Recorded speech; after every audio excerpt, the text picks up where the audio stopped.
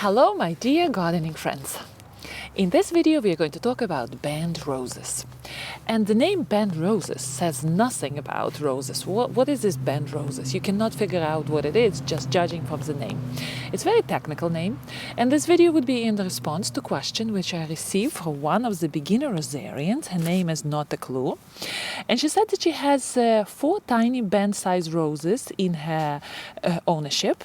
She lives approximately in zone 10 and she has no idea what to do with those baby roses, which pots to plant them in, and generally how to take care of those roses. I know that other rosarians on YouTube addressed this question, but since I promised Not a Clue my video, I'm going to do it, and I'm going to talk about band roses in this video. So hang along and let's talk.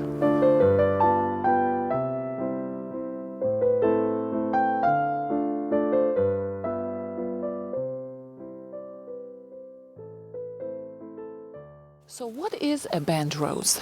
Basically, band rose is a baby rose. Baby rose which was propagated with the help of cutting from the mother plant. And it's its first year of growth. It develops some good root system, and it comes to you. You can purchase it online, and it comes to you into your house already with fairly well established baby roots. Now, we have to keep in mind that roses are propagated by 4 different ways.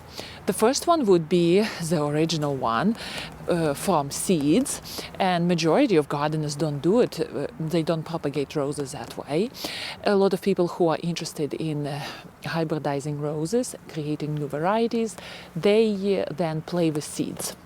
Now, the second very important and the most well-spread method now, especially 21st century, is by grafting. Rose is a piece of a rose is grafted on a different rootstock. That's how a new plant is created. The third one is tissue propagation in laboratories, highly sophisticated way of creating new plants. And the last one would be the way the band roses are created, by taking cuttings from the mother plant, letting it root in the soil medium, and creating a new plant this way. So basically, the band rose is a little baby rose, which was propagated just recently and just started to develop its root system.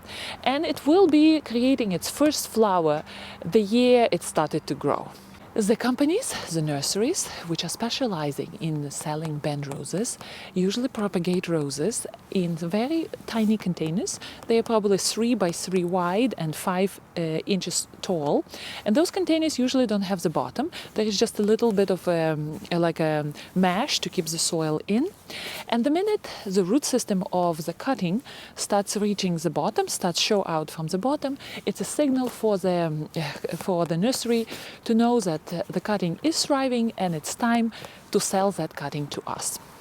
Now, a lot of people wonder if the band roses are inferior to more mature roses, and I wouldn't say that they're inferior. I would say that they're just a baby plant, and you can say that there are a lot of pros and cons to have a baby plant in your garden. For example, me. This year I ordered 2 band roses to come into my garden, and the reason why I went for them, I usually like more mature plants in my garden, and I'm ready to pay more just to get that mature plant. To save 1 year of growing in my garden, I'm ready to pay more money for it. Although band roses are not very cheap, they're not really cheap investment. They do cost money. Shipping can be cheaper because band roses are so much smaller in size. But this year, the reason why I went with 2 band roses is I could not find one of them anywhere among producers of own root roses as bare root, or grafted roses, bare root grafted roses. So I found my rambler, which is going on this pergola. The name of the rose, the rambling rose, which I'm trying to introduce next year into my garden, is Adelaide d'Orleans. And since it was not available anywhere, I found it finally in this nursery and I ordered it. And I was happy that I ordered it as a band rose. Otherwise, this rose would not be available to me. So that's the thing about band roses. The varieties which are often in band roses size is much more, especially if people are interested in old varieties of roses. And I must say that interest in those old roses are coming back nowadays. People are getting back into appreciating old roses in the garden and trying to save the old varieties. And if we are looking for one particular rose which we are interested in and we cannot find it, band roses can be quite useful because they are available. Those old varieties are available in band sizes. Now, another thing, when you order a band size rose, you have to be prepared to treat it as a baby rose in your garden. So if my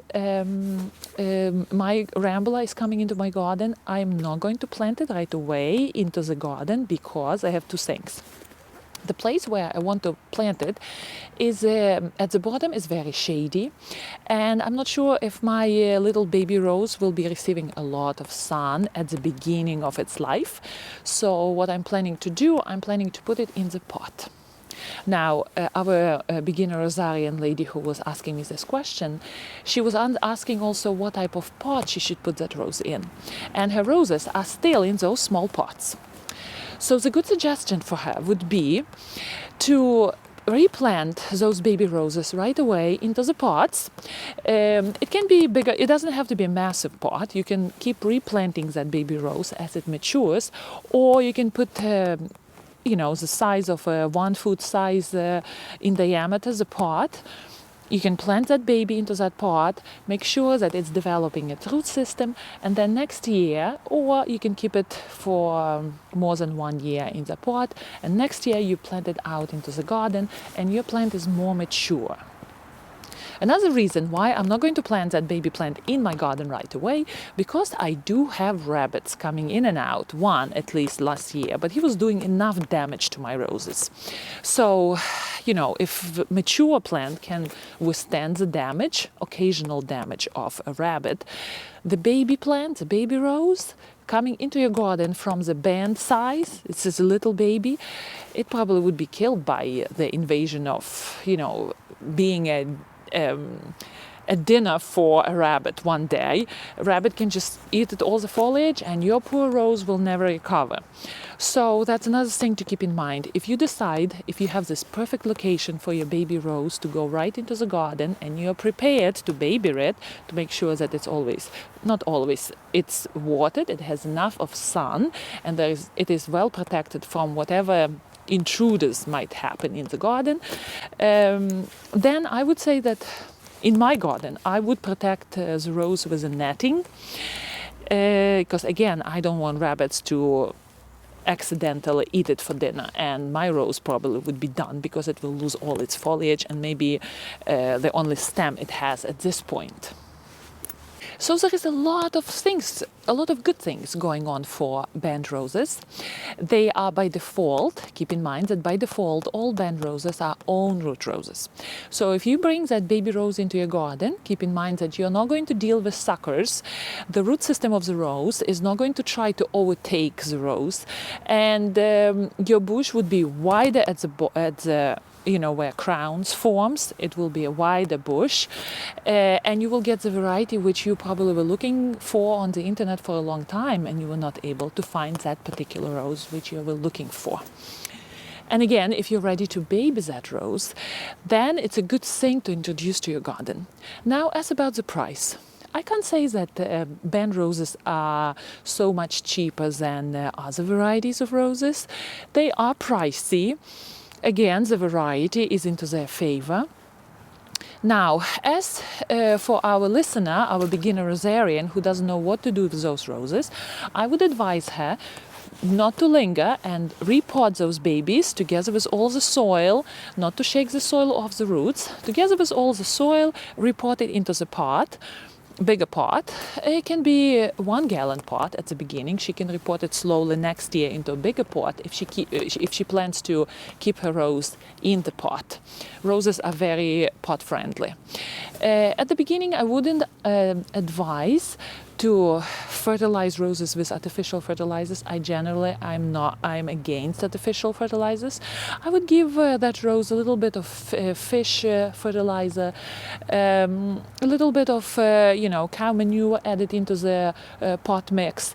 Let rose figure out what rose wants to do, and that baby rose will start flourishing.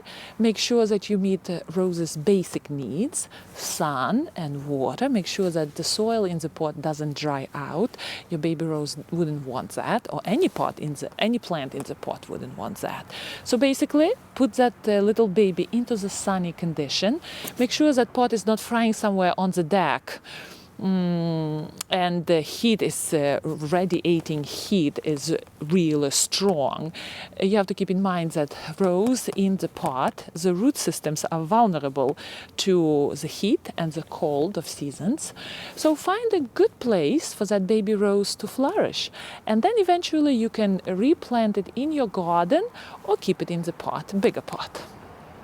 So I hope this video was helpful. As usual, please do subscribe, and I will see you next time. Happy gardening!